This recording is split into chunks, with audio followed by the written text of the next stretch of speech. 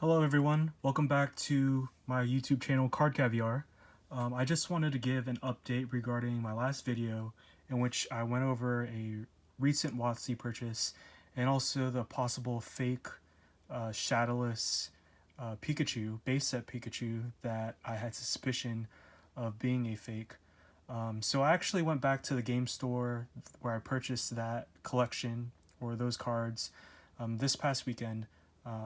And I spoke with one of the cashiers and the owner, and I went through my list of reasons of why that card was a possible fake.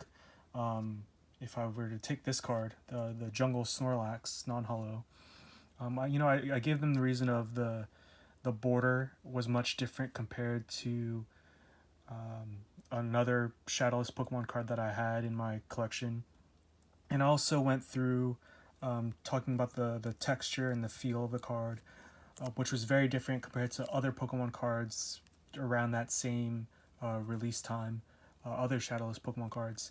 And then third, I also spoke about how the weakness sign was a little bit more pixelated compared to the other Shadowless Pokemon cards in the collection.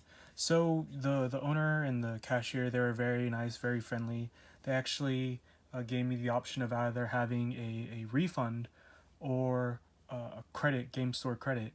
So, seeing that I knew that they had a lot of other good stuff in stock, I decided to go for the credit, which was very nice of them, and they were very friendly. So today I'll actually be talking a little bit about some of the cards I purchased from this past weekend. They're not real sort of bangers, if you say, regarding collecting wise, or even a quote unquote investment. But I enjoy it, and it's something that, in terms of my collecting goals, I've wanted to have more of in my own collection. So first, I'll start with sort of the what I would call sort of the ordinary cards compared to the others that I found during the time I visited. So if we'll go through this stack here, and I believe I paid, it was quite ridiculous. I either paid 10 cents per card just going through the commons and the bins, and then I'm not sure, I believe they charged me $1 or $2 for these. So I'll just go through them right now. It's quite a big stack. I think I picked up around, I think this stack was around $13. So 13 times 10. No, that can't be right. Yeah, I can't do the math right now on camera. But if we go through here real quick, let me just split this up in half so it's not as hard to slide through. And there you get a sneak peek of the Pikachu I was able to pick up. So here we have a Jungle non-hollow Snorlax. He's actually one of my favorite Pokemon from the original 151. Or 150 if you exclude Mewtwo. So I love this artwork by Ken Sugimori, the famous Ken Sugimori. So if we go here, let me make sure you're not getting a glimpse of the other cards in the stack. So base set Snorlax, Dragonair, rare. I was very, very happy to pick this one up, especially if it was in the bin. So if I just turn this around, and all the cards I checked, they obviously, similar to my last video, they had edgeware, but I'm completely fine with that, knowing that the price I paid for it. You have Dark Kadabra, such a great set, Team Rocket on all the other early ones. So go here, Dark Psyduck, another one of my favorite Pokemon from the original 151, and especially this art. This art I think is just unparalleled. I love the Team Rocket set. Let's go here. And then you have the base set Charmander. Now, I'll talk about this in another video, but I recently saw an auction for, I think it was around 9 just regular base set Charmanders. And it ended yesterday, and it went for around $130. So in another video, I think I'll shoot it right after this one. But I saw that post and I was like, there's no way, being that it's a common. I get that it's a base set starter Pokemon, everybody who grew up with the starters if you played red or blue version. But to me, that just seemed a little bit outlandish. So I'll talk more about that in another video. But I was actually able to pick up quite a few. They actually had just gotten these in stock over the week. And you can tell that some of these are actually very, very good, whoever had these before. So I won't go and look at the condition of each card just for the sake of time. But I was able to pick up 1, 2, 3 of them from my recent search through their bins. Then you have the Charmeleons. This is the Evolutions, which is also going up in price. But, you know, and I'll probably talk about that in another video. But I was just happy to finally get my hands on one of these. I don't open too much Evolutions. You have some base set Charmeleons here. Some very good artwork. And then the Bulbasaurs. 2 Bulbasaur. Ivysaur. 2 of them. A Squirtle. Iconic. Wartortle.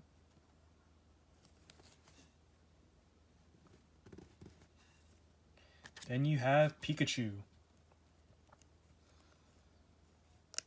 You have the 2 base. This coloration is a little bit off. Oh, no. And then you have the Jungle Pikachu. Ken Sugimori. Let's see the condition on that. Yeah, very, very worn, but I'm fine with it, with the price I paid. If you go to this stack here, some Jungle Pikachu. A Japanese Jungle Pikachu. And just to as a little FYI, I had actually purchased all these cards. They did not have sleeves on them. I went ahead and purchased some penny sleeves from Target and sleeved these all up before the video. But yeah, I was just amazed at, number one, finding these cards for that low of a price at the store, at the local game store, in the bins. And then number two, that, you know, they were not sleeved up. So, you know, obviously they had a ton of stuff at the shop and people were coming in left and right to trade in stuff. But in terms of the condition of the cards, they may not be ideal to get graded, but I'm just happy for the nostalgia purposes. So Magikarp. I was about to say this is one of my other most favorite Pokemon from the 150 original base, or 151 original base, but I might as well just say all of them as well. So some Weepinbell. I'm actually picked these up because when I collected when I was younger, and I recently looked at my jungle collection, I actually didn't have a ton of Weepinbell. So, you know, knowing that it was 10 cents a card, I actually went to town on them and purchased, I think, 1, 2, 3, 4, 5, 6 Weepinbell. Just terrific art. I love that art. So moving on next. This is another card from when I collected Jungle when I was younger. I didn't really have too much of the Butterfrees. I think I actually don't have this card in my collection, but I was so happy to be able to find this in the stacks and the bins they had. But just look at that art. I really do appreciate the detail in that. You know, most of the art, especially the Weepinbell we just saw, if we bring that out, it almost looks as if though it probably was a painting. You see the grapes right here, and then it's just hanging from a tree. And then here you have, it's just amongst the fields, and it's such a good art card. Let's go through here. Last but not least, Eevee. I was surprised to find. I didn't see it the first time I went to the same game store, but I was able to pick up quite a few just because I know how popular Eevee is, and it's so great to be able to sort of I don't know how this is in the collection. I don't have too many EVs. I only have one in there. But you know, I love the art on these, and it's just the one of the few Pokemon that is able to evolve in so many different forms. Um, I really do like and enjoy. So that is a common. So moving on, um, we'll take a little step into some Japanese cards that I purchased before we get into the big hitters. So this is the, you can tell the price, $5. The Southern Islands Lickitung. I had originally purchased two of the 3 card sets of Southern Islands, and I had still have the hollows. I have the Mew hollow, Togepi, and the Meryl, but the common cards, I think I had traded them away. And I'm not sure if these common cards, these non hollows, were included in those sets. But I think one of my recent collection goals is to complete sets of the Southern Island promos, seeing that I already have the main one, which is the Mew, probably the most expensive. And I wanted to get them ungraded. So I paid 5 for this, and then the Butterfree, just continually astounding art, $8. So moving on to some others, it helps to do digging in bins if you find them. I feel just to get the deal. For these next cards, I paid $2 a piece for, and you'll see why. So this is the first edition Farfetch'd.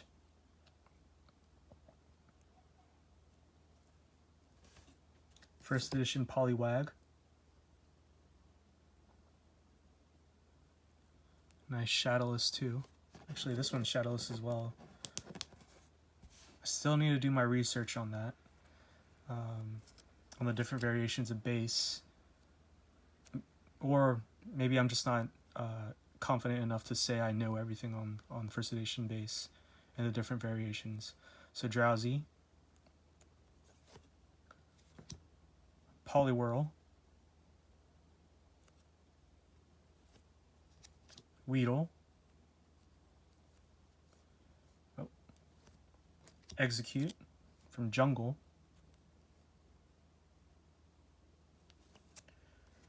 Bellsprout,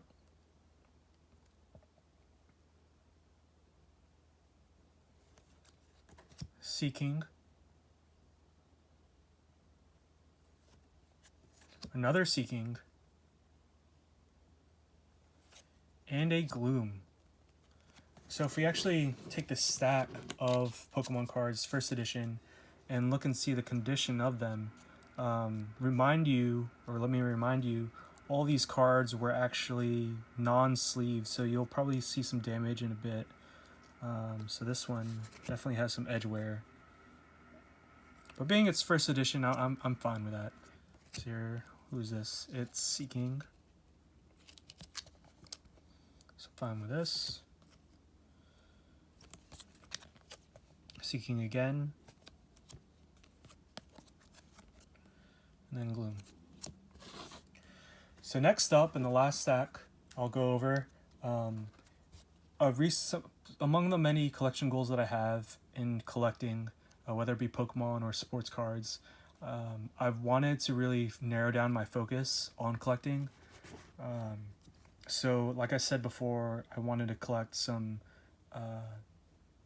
Southern Islands sets, just to make sure that, you know, it's small. I already have some of the big hitters, so might as well complete it.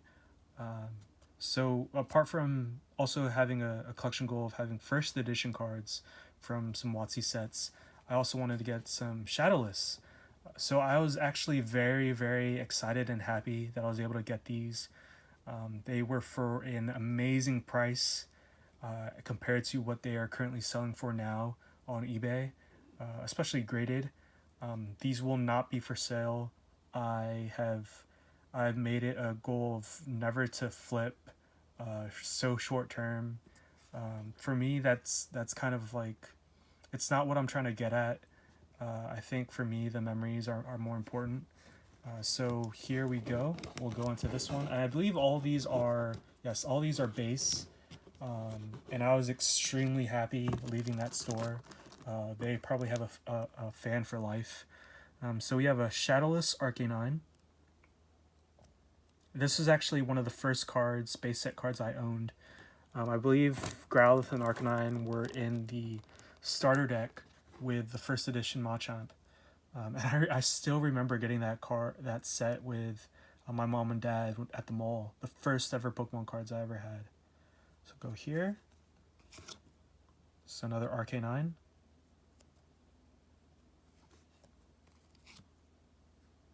Another Arcanine. Magikarp. I believe this one has a dot, as you can see right here. But I'm fine with that.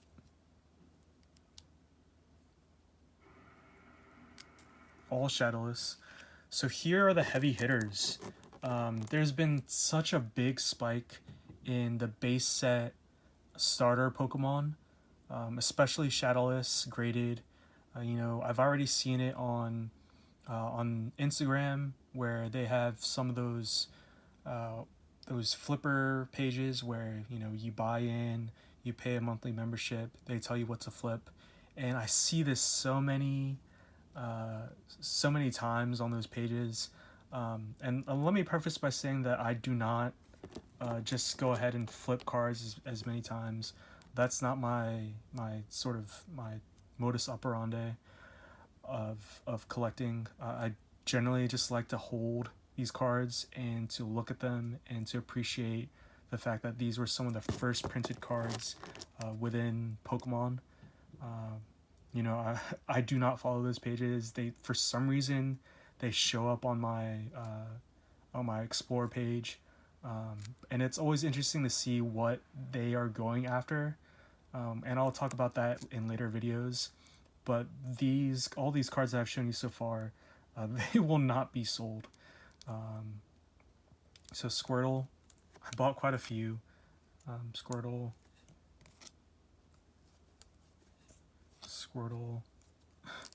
Yeah, there you go. Quite a few. 4. Squirtle. Wartortle. I love this art. So here's another hitter, heavy hitter. Charmander. I definitely want to complete a base set Shadowless, even just ungraded. Graded is just too much money for me these days, especially for commons, and I'll talk about in another video. But to pay, I think what I see now is like $600, $700 for a PSA 10 base set Shadowless Charmander. To me, I feel like that's completely ridiculous. Seeing that the prices for those cards in March and February and January were nowhere near that amount. So I'm just happy I was able to get these for such a great deal. Excuse me. Charmander. It's quite a few. Oh wow. Charmeleon. There's some damage you can see up top.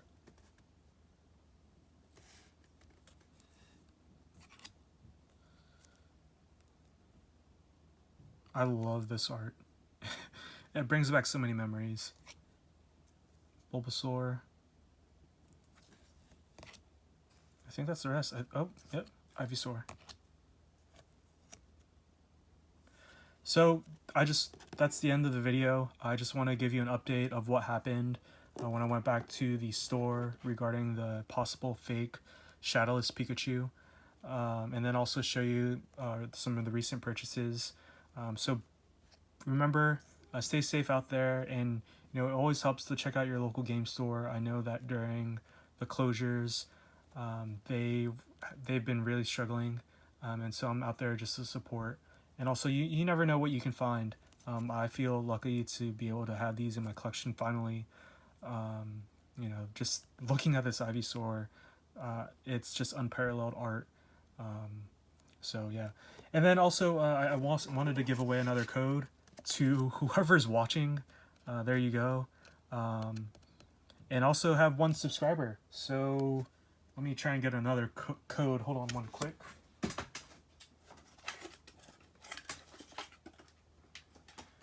To whoever subscribed, thank you, I appreciate it. And I think here's another code. So you have 2 codes.